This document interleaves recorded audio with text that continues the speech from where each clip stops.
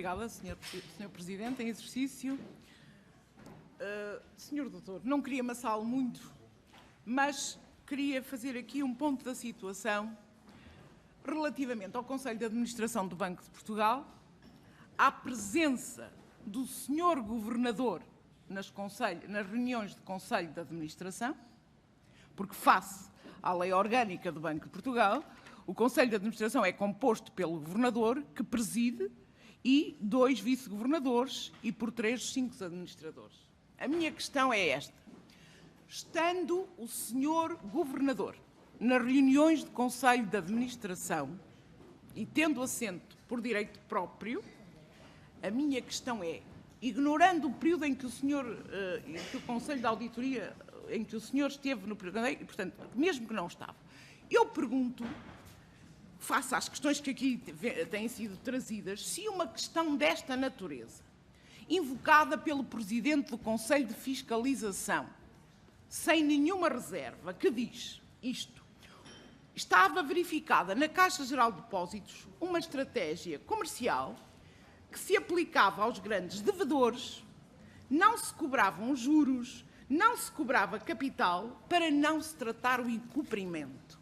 E eu pergunto, uma questão desta dimensão, contida num relatório do Conselho de Fiscalização ou assumida pelo Presidente do Conselho de Fiscalização, eu pergunto se esta questão, contida num relatório, não é suscetível de ser tratada pelos serviços técnicos do Banco de Portugal e de ser submetida ao Conselho de Administração para apreciação, quer o senhor lá estivesse, quer não, outro qualquer, em abstrato, se isto não era um assunto a ser levado ao Conselho de Administração em que tinha assento o Governador do Banco de Portugal.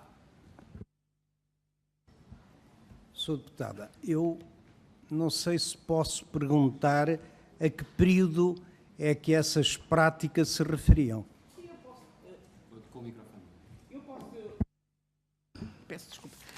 Foi referenciado isto pelo Dr. Paz Ferreira e, portanto, referenciado ao período em que ele teve competências como de supervisão na Caixa Geral de Depósitos.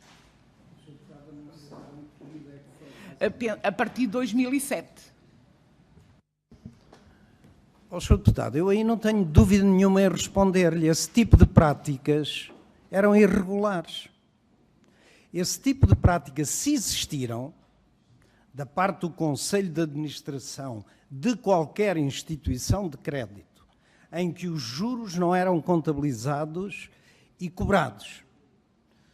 Se eu entendi bem, para não forçar uma situação de incumprimento definitivo por parte do devedor, são práticas irregulares que, primeiro, não deviam acontecer.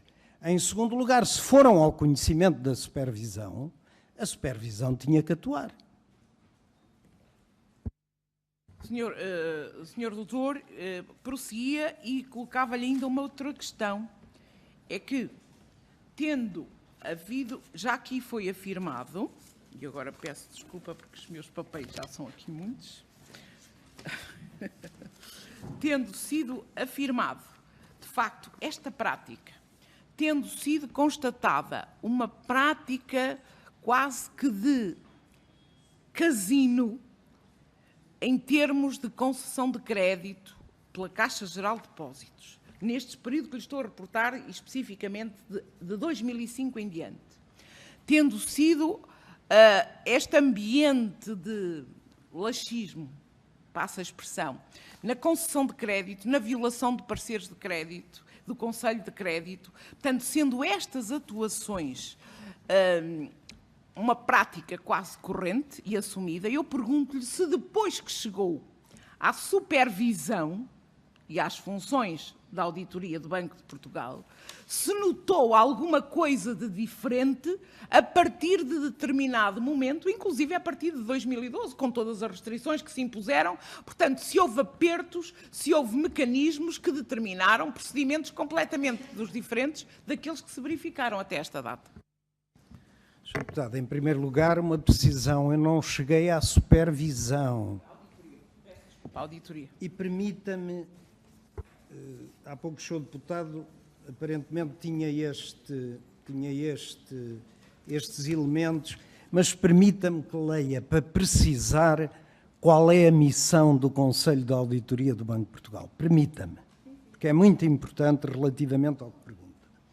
O Conselho de Auditoria desenvolve a sua missão de acompanhamento, análise e avaliação de alto nível dos sistemas e processos de governo do banco nas áreas seguintes, do Banco de Portugal, nas áreas seguintes: controle interno, gestão de risco e compliance, reporte financeiro, auditoria externa e auditoria interna. Em ponto nenhum aqui tem supervisão, porque, como lhe disse, cai fora da missão normal de um Conselho de Auditoria que é virado para o interior. Portanto, esse tipo de práticas, se existiram, sinceramente surpreendem-me.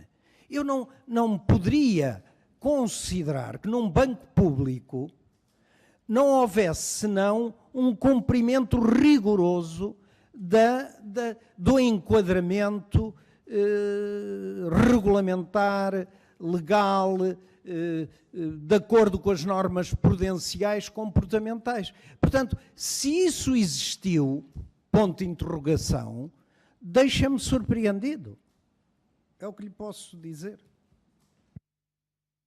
Senhor doutor, eu tinha colocado esta questão no âmbito do Conselho de Auditoria e nas competências que tem, porque como tinha e tem o Conselho de Auditoria, nas suas competências, chamar a atenção do Governador, do Conselho de Administração, para qualquer assunto que entenda dever ser ponderado e pronunciar-se sobre qualquer matéria que lhe seja submetido por aqueles órgãos e já agora pelo próprio Conselho de Auditoria, para percebermos, e agora sim, dizer o seguinte: são palavras do senhor que disse que a comissão que foi criada recuou no tempo.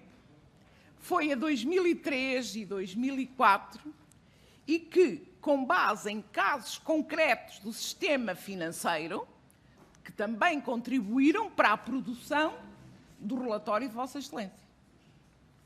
E então, a minha questão, e agora uma coisa vai entroncar na outra, a questão que lhe queria colocar exatamente é esta. Quando na recomendação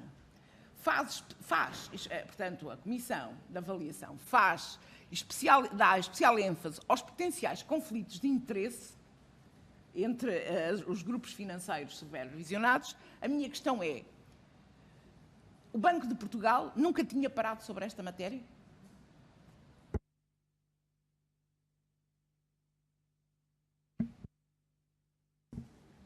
Oh, Sr. Deputada, como eu já referi, é evidente, em abstrato, não me vou referir ao relatório. Em abstrato, os conflitos de interesse eram uma preocupação do Banco de Portugal e da supervisão, em abstrato. Mas como é que olhou para eles? Senhora Deputada, sem interrupções, só deixar concluir. Sempre que eles existiam, certamente que era uma preocupação da supervisão e do Banco de Portugal. Não posso pensar de forma diferente.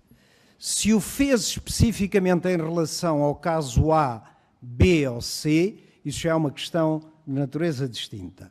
E em relação ao caso que a Comissão Independente analisou, como eu referi, eu não me vou referir ao conteúdo do relatório. A Sra. Deputada referiu uma outra questão que também tenho que, portanto, responder. Sempre que houve alguma matéria, algum problema, alguma questão que o Conselho de Auditoria ou eu próprio identificávamos como relevante, não deixávamos de a levar ao Conselho de Administração e de a colocar. Isso aí certamente foi feito muitas vezes ao longo dos cerca de 4 anos em que eu estive como Presidente do Conselho de Auditoria. Mas posso então concluir que, independentemente desses 4 anos, na história e na vida do Banco de Portugal, com a existência de um governador, os problemas relevantes não podiam ser deixados de ser levados ao Conselho de Administração e o Sr. Governador ter conhecimento deles. É o meu entendimento, mesmo do próprio período em que eu próprio fui administrador e vice-governador.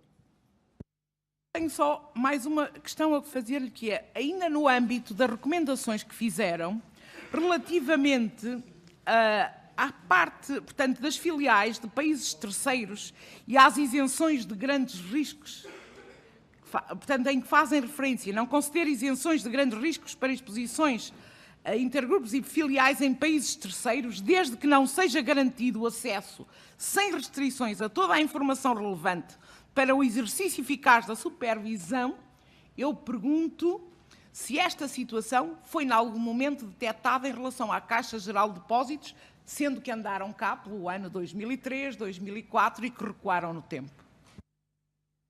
Sou deputada, mas o recuar no tempo nunca teve que ver com a Caixa Geral de Depósitos. Senhora deputada, muito curto. Vossas Excelências, no relatório, identificando de oportunidades de melhoria nos processos de supervisão, com base na análise dos casos concretos das instituições financeiras. Portanto, peço desculpa, foi sem querer. Recuando no tempo e falando de instituições financeiras, a questão que pergunto é se a Caixa Geral também não estaria envolvida no bolo. Sr. Deputada, eu não sei de onde é que está a ler isso. E por isso...